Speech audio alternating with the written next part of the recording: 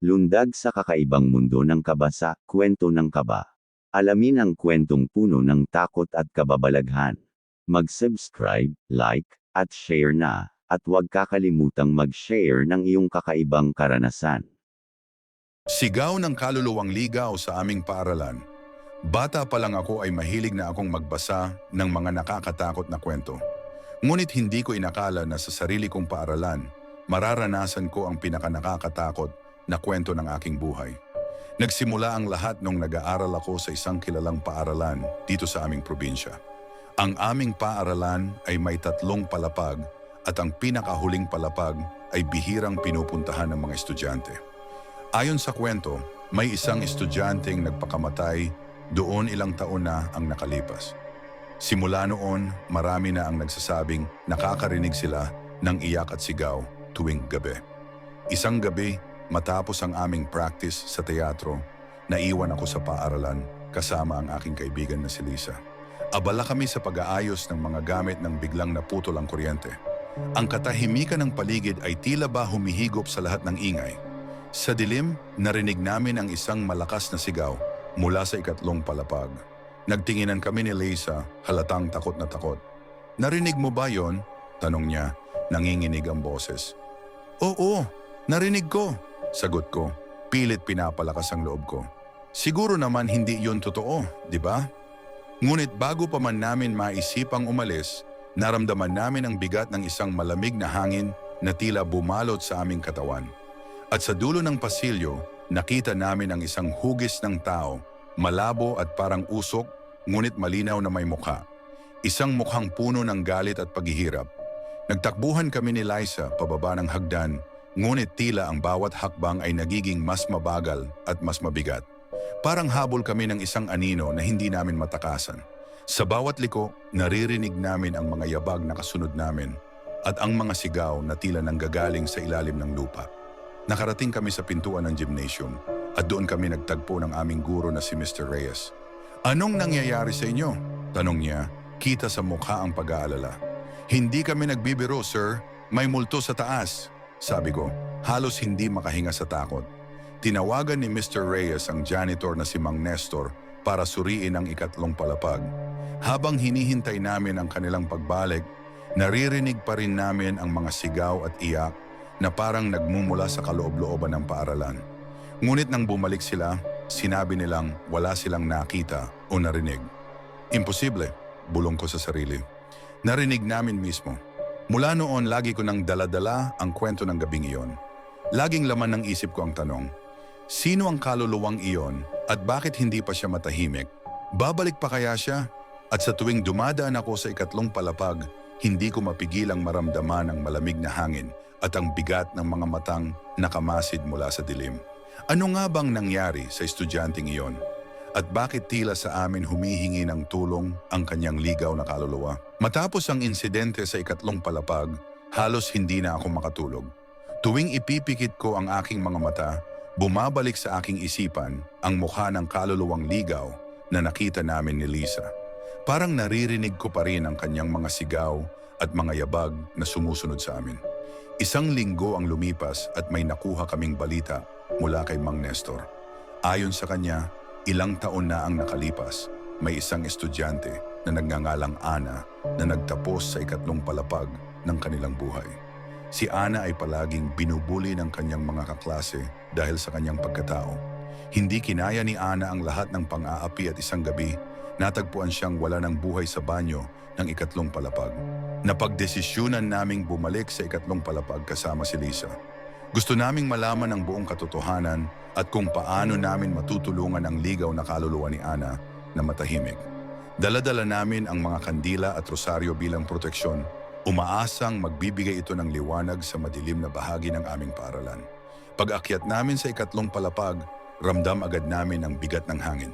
Parang mas malamig kaysa dati at tila mas madilim kahit patanghali.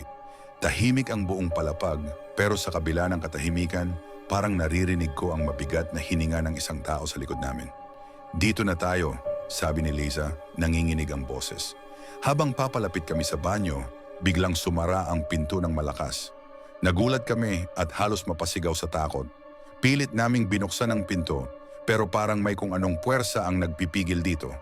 Dinig na dinig namin ang iyak at sigaw ni Ana mula sa loob. Umuwi na kayo. Hindi kayo ligtas dito. Isang boses ang bumulong mula sa kawalan. Hindi na namin alam kung sino ang nagbubulong. Boses ba ni Ana o may iba pang kaluluwang nakapaligid sa amin? Biglang may malamig na kamay na dumapo sa balikat ko. Nang lingunin ko ito, wala akong nakita. Pero ang bigat ng pakiramdam, parang may bumabalot na takot sa buong pagkatao ko. Ana, kung naririnig mo kami, nandito kami para tumulong.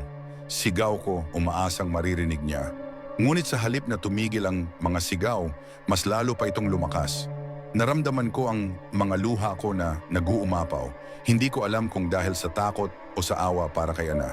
Umalis na tayo, hila sa akin ni Liza. Hindi natin siya matutulungan kung tayo mismo ay mapapahamak. Habang pababa kami ng hagdan, naririnig namin ang mga yabag na parang may humahabol sa amin. Nilingon ko ang likod at nakita ko ang hugis ng isang batang babae, nakalutang sa ere, mga matay puno ng hinanakit at sakit. Hindi ko na alam kung paano kami nakababa, pero nang makarating kami sa unang palapag, bumungad sa amin si Mr. Reyes. Anong ginagawa ninyo dito? Tanong niya, kita sa mukha ang pag-aalala. Si Ana, sir, nandun siya. Kailangan niya ng tulong. Sagot ko, halos hindi makahinga. Pilit naming ikinwento ang nangyari, ngunit halatang hindi siya naniniwala. Umalis na kayo dito at umuwi.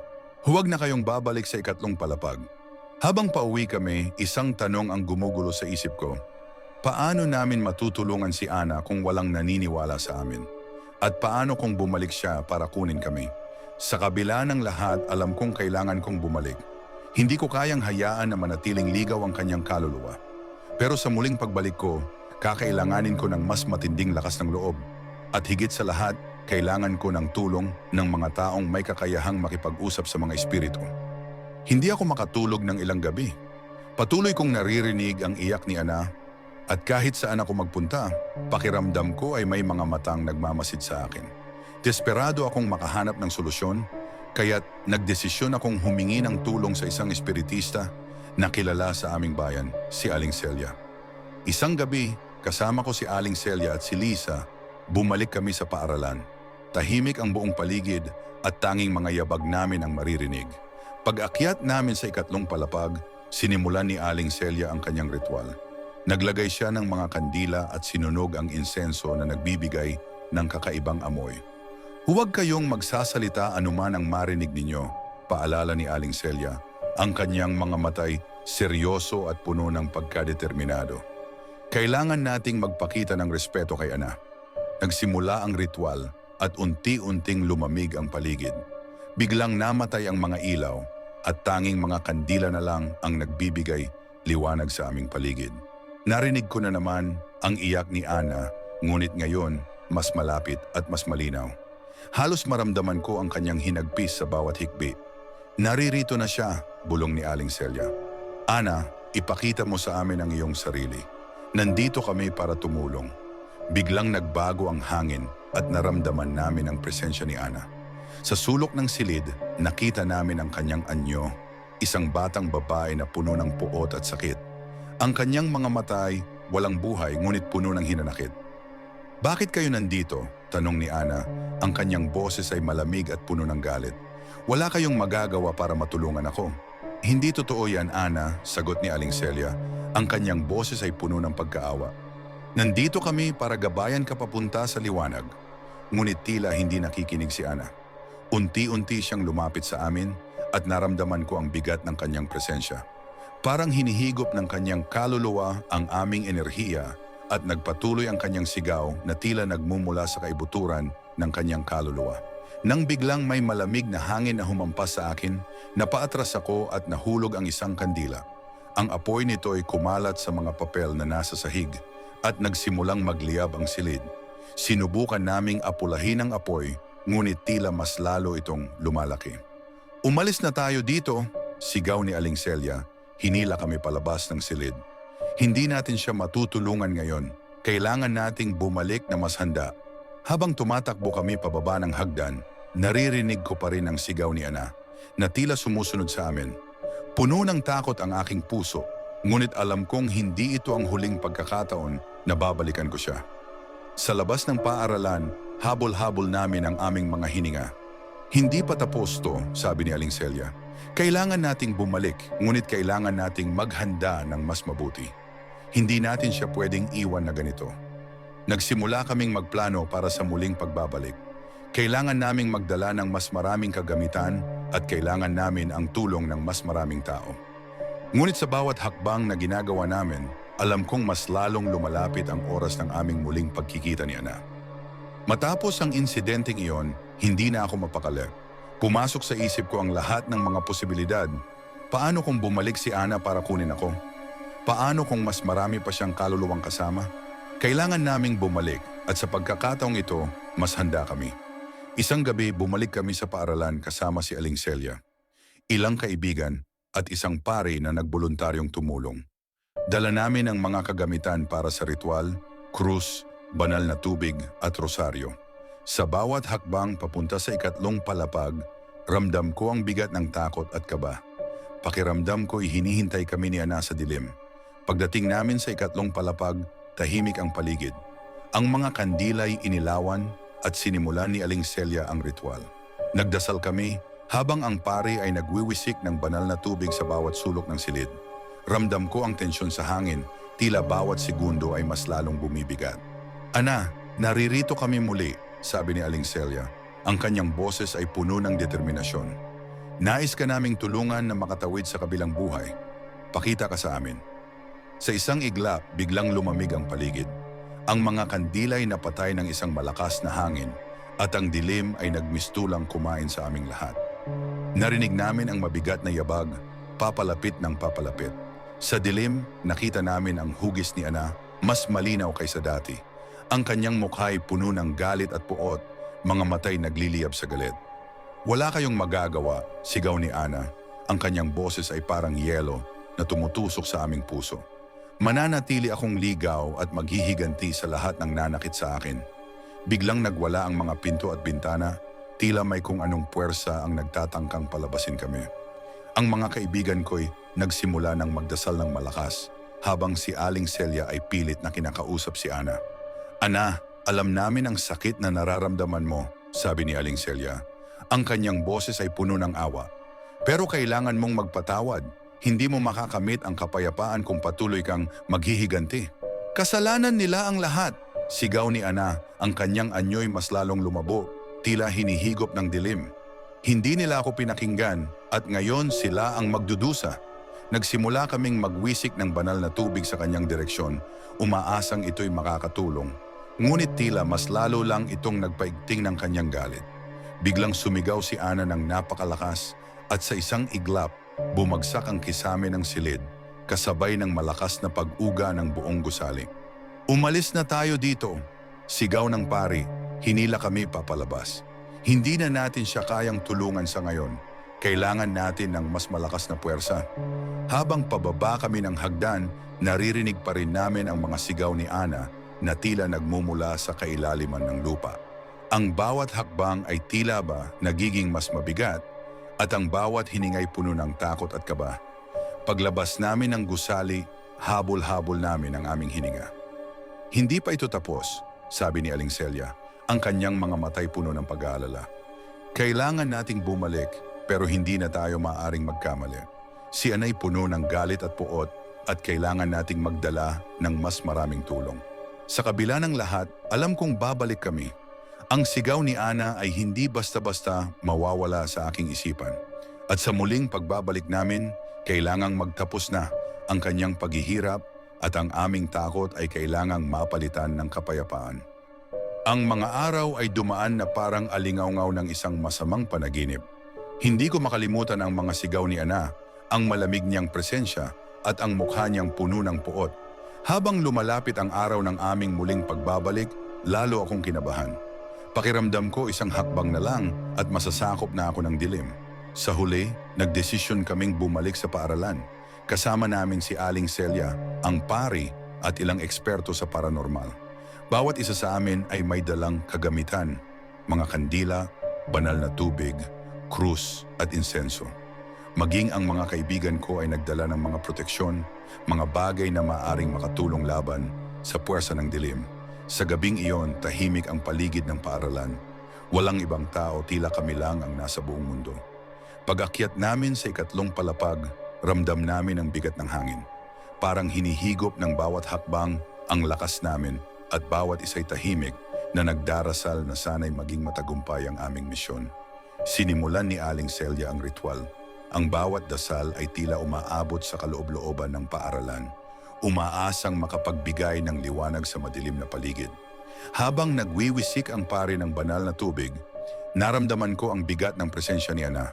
Parang ang bawat hikbi at iyak niya'y nagmumula sa bawat sulok ng silid. Ana, naririto kami upang tulungan ka, sabi ni Aling Celia. Ang kanyang boses ay puno ng determinasyon at awa. Ipagpaumanhin mo ang mga pagkakamali ng nakaraan at hayaan kami makatulong sa iyong pagtawid. Biglang lumamig ang paligid. Ang mga kandilay namatay at ang dilim ay tila buhay na bumalot sa amin. Nagsimulang maglabasan ang mga anino sa bawat sulok at naramdaman namin ang malamig na hangin na tila may mga kamay na humahaplos sa aming balat. Nakikita namin ang hugis ni Ana, mas malinaw kaysa dati, ang kanyang mga matay nagliliyab sa galit. Walang kapatawaran ang ginawa nila. Sigaw ni Ana, ang kanyang boses ay parang yelo na tumutusok sa aming mga puso. Hindi ko sila mapapatawad. Habang naglalabas siya ng kanyang galit, nagsimula kaming makakita ng mga imahe, mga eksena mula sa nakaraan ni Ana. Nakikita namin ang mga estudyanteng nag-aapi sa kanya, ang mga luha at sakit na kanyang tiniis. Ang bawat eksena'y punong-puno ng puot at paghihirap. Ana, hindi na magbabago ang nakaraan, sabi ng pari. Ang kanyang boses ay puno ng pag-unawa. Ngunit maaari kang magkaroon ng kapayapaan. Huwag mong hayaan ang galit na magpatuloy. Ipagpaumanhin mo na sila at makakamit mo ang kalayaan. Ngunit tila hindi nakikinig si Ana. Biglang sumigaw siya ng napakalakas at ang buong silid ay nag-uga. Ang mga pader ay nagkaroon ng mga bitak at ang kisame nagmistulang babagsak. Naramdaman ko ang malamig na kamay na humawak sa aking balikat at napasigaw ako sa takot. Umalis na tayo, sigaw ng isa sa mga eksperto, ngunit alam kong hindi kami maaaring sumuko.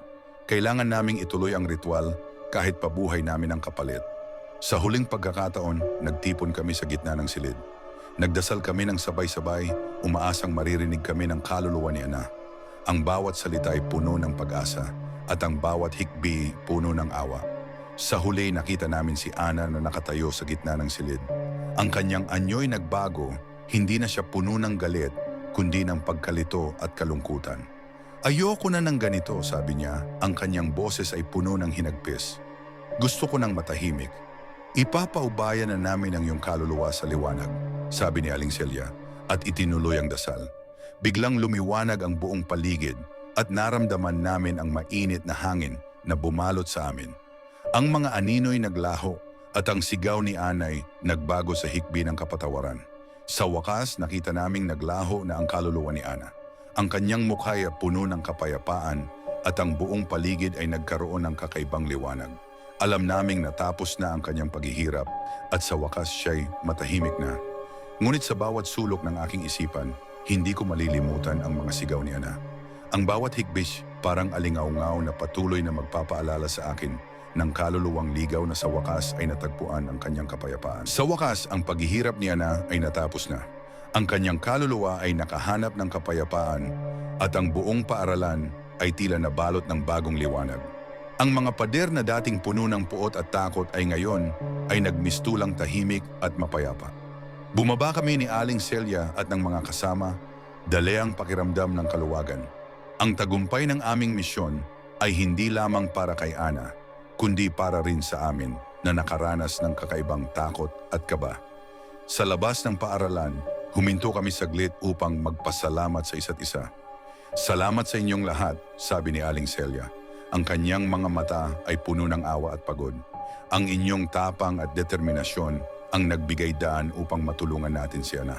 Habang kami naglalakad palayo, isang mainit na simoy ng hangin ang tila yumakap sa amin. Alam kong iyon ay isang tanda na si Ana ay nasa mas mabuting kalagayan na. Maraming salamat sa pagsubaybay sa kwentong ito. Kung nagustuhan ninyo ang aming kwento, huwag kalimutang mag-subscribe, mag-like at mag-share para sa marami pang kwento ng katatakutan dito sa Kwento ng Kaba. Patuloy na sundan ang aming channel para sa mas marami pang nakakatakot na karanasan at kwento. Hanggang sa susunod na kabanata ng ating mga kwento ng kaba. Maraming salamat at ingat.